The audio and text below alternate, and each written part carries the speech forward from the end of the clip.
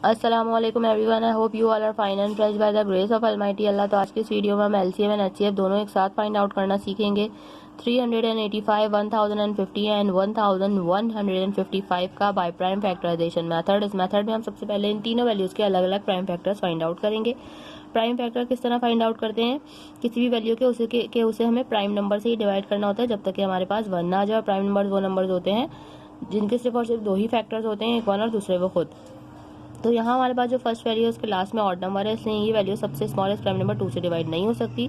2 के बाद जो नेक्स्ट प्राइम नंबर है वो है 3, और 3 का डिविजिबिलिटी रूल है कि एक वैल्यू के तमाम डिजिट्स को प्लस करने के बाद अगर ऐसी वैल्यू है जो कि 3 का मल्टीपल है तभी वो वैल्यू 3 से डिवाइड हो सकती है।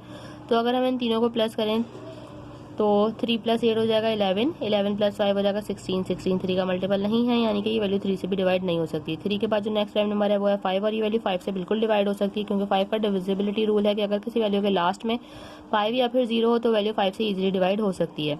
लेकिन 5 के टेबल में 38 नहीं आता, उससे छोटा नंबर 35 आता है 7 पे। यहाँ हमारे पास 3 रिमाइंडर है, वो चला गया 5 के पास और ये बन गया 35।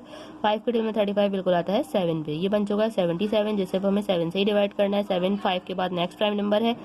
7 के टेबल में 7 आता है 1 पे, और 7 के टेबल में 7 आएगा यहाँ पे भी 1 पे। ये बन चुका है 11, 11 खुद एक प्राइम नंबर है। 11 को हमने यहाँ 11 से ही डिवाइड करना है क्योंकि 11 के टेबल में 11 आता है 1 पे। यहाँ हम 385 को कम्प्लीटली डिवाइड कर चुके हैं और यहाँ ये हमारे पास इसके तमाम प्राइम फैक्टर्स आ चुके हैं। जो हमारे पास नेक्स्ट वैल्यू है वो है 1050। अब हमें इसके प्राइम फैक्टर्स फाइंड आउट करने हैं। इसके लास्ट में 0 है, इसका मतलब है कि ये वैल्यू सबसे स्मॉलेस्ट प्राइम नंबर 2 से इजीली डिवाइड हो सकती है क्योंकि 2 का डिविजिबिलिटी रूल है, अगर किसी वैल्यू के लास्ट में इवन नंबर या फिर 0 हो तो वो वैल्यू 2 से कम्प्लीटली डिवाइड हो सकती है। 2 के टेबल में 10 बिल्कुल आता है 5 पे। 2 के टेबल में 5 नहीं आता, उससे छोटा नंबर 4 आता है 2 पे। 1 रिमाइंडर है, वो चला गया 0 के पास और ये बन गया 10। 2 के टेबल में 10 बिल्कुल आता है 5 पे। ये वैल्यू बन चुकी है अब हमारे पास 525। लास्ट में ऑड नंबर है यानी कि वैल्यू अब 2 से डिवाइड नहीं हो सकती। 2 के बाद जो नेक्स्ट प्राइम नंबर है वो है 3, और ये वैल्यू 3 से बिल्कुल डिवाइड होगी क्योंकि अगर हम इन तीनों को प्लस करें 5 + 2 हो जाएगा 7, एंड 7 + 5 हो जाएगा 12। 12 3 का मल्टीपल है, इसलिए ये वैल्यू 3 से कम्प्लीटली डिवाइड हो सकती है। लेकिन 3 के टेबल में 5 नहीं आता, उससे छोटा नंबर 3 आता है 1 पे। 2 रिमाइंडर है, वो चला गया 2 के पास और बन गया 22। 3 के टेबल में 22 भी नहीं आता, उससे छोटा नंबर 21 आता है 7 पे। 1 हमारे पास फिर से रिमाइंडर है, वो चला गया इस 5 के पास और बन गया 15, और 3 के टेबल में 15 बिल्कुल आता है 5 पे। ये अब हमारे पास वैल्यू बन चुकी है 175। 175 को अब हम दोबारा से प्लस करके देखते हैं कि क्या ऐसी वैल्यू आ रही है जो कि 3 का मल्टीपल है। यहाँ पर अगर हम करें 1 + 7 8, और 8 + 5 हो जाएगा यहाँ पे हमारे पास 13। 13 3 का मल्टीपल नहीं है, यानी कि ये वैल्यू अब 3 से डिवाइड नहीं हो सकती। तो इसके बाद हम क्या करेंगे, इसे 5 से डिवाइड करेंगे क्योंकि इसके लास्ट में 5 है। 5 के टेबल में लेकिन 17 भी नहीं आता, उससे छोटा नंबर 15 आता है 3 पे। 2 रिमाइंडर था, वो चला गया 5 के पास और बन गया 25। 5 के टेबल में 25 बिल्कुल आता है 5 पे। 5 के टेबल में 35 भी बिल्कुल आता है 7 पे, और 7 के टेबल में 7 आता है 1 पे। यहाँ हम इसे भी कम्प्लीटली डिवाइड कर चुके हैं। लास्ट में जो हमारे पास वैल्यू है वो है 1155, यानी कि 1155। ये वैल्यू 2 से डिवाइड नहीं हो सकती। अगर इन तीनों को प्लस करें तो वो बनेगा 12। 12 3 का मल्टीपल है, इसलिए वैल्यू 3 से डिवाइड होगी। 3 के टेबल में लेकिन 11 नहीं आता, तो छोटा नंबर 9 आता है 3 पे। 2 रिमाइंडर है, वो चला गया इस 5 के पास और ये बन गया 25। 3 के टेबल में 25 भी नहीं आता, उससे छोटा नंबर आता है 24 और वो आता है 8 पे। 1 रिमाइंडर था, वो चला गया इस 5 के पास और ये बन गया 15। 3 के टेबल में 15 बिल्कुल आता है 5 पे। अगर अब हम इन तीनों को प्लस करें तो वो हो जाएगा 16। 16 3 का मल्टीपल नहीं है, इसलिए अब ये वैल्यू 3 से भी डिवाइड नहीं होगी बल्कि वैल्यू अब होगी 5 से डिवाइड। 5 के टेबल में 38 नहीं आता, तो छोटा नंबर आता है 35 और वो आता है 7 पे। 3 हमारे पास रिमाइंडर है, वो चला गया 5 के पास है, दोबारा से बन गया 35। 5 के टेबल में 35 बिल्कुल आता है 7 पे। 7 के टेबल में 77 आता है 11 पे, और 11 के टेबल में 11 आता है 1 पे। यहाँ हम इसे भी कम्प्लीटली डिवाइड कर चुके हैं।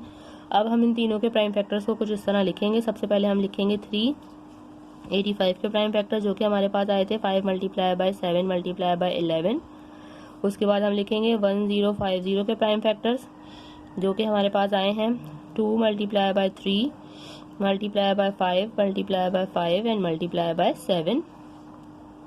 लास्ट में हम प्राइम फैक्टर्स लिखेंगे 1155 के जो कि हमारे पास आए हैं 3 × 5 × 7 एंड × 11। अब HCF फाइंड आउट करने के लिए हम देखेंगे कि ऐसे कौन से प्राइम फैक्टर्स हैं जो कि तीनों में मौजूद हैं, जिनका तीनों में पेयर बनता हुआ हमें नज़र आ रहा है। तो एक तो ये 5 हमें नज़र आ रहा है जो कि तीनों में है, ठीक है, इसका पेयर बन गया, पेयर बन के बाहर आ गया, से हमने एक बार लिख लिया। उसके अलावा ये हमें 7 का भी पेयर बनता हुआ नजर आ रहा है हमें यहाँ पे। 7 भी जो है वो तीनों का प्राइम फैक्टर है, तो ये 7 का भी पेयर बन गया, इसका पेयर बन गया, पेयर बन के बाहर आ गया, इसे भी हमने एक बार लिख लिया। उसके अलावा क्या हमें ऐसा कोई प्राइम फैक्टर नजर आ रहा है जो कि तीनों में मौजूद हो? 11 यहाँ पे भी है, यहाँ पे भी है, लेकिन यहाँ कहीं 11 नहीं है। उसके इन दोनों के अलावा हमें और कोई ऐसा प्राइम फैक्टर नजर नहीं आ रहा जो कि तीनों में मौजूद हो। 3 भी देखें इन दोनों में है लेकिन इसमें नहीं है, ठीक है। इसलिए इन दोनों के अलावा हमें और कोई ऐसा प्राइम फैक्टर नजर नहीं आ रहा जो कि तीनों में मौजूद हो। अगर हम एलसीएम फाइंड आउट कर रहे होते हैं तो हम 2 में भी देख के पेयर बना लेते हैं, लेकिन जब एचसीएफ फाइंड आउट कर रहे होते हैं तो जरूरी होता है कि प्राइम फैक्टर जो है वो तीनों में हो, तभी उसका पेयर बनता है।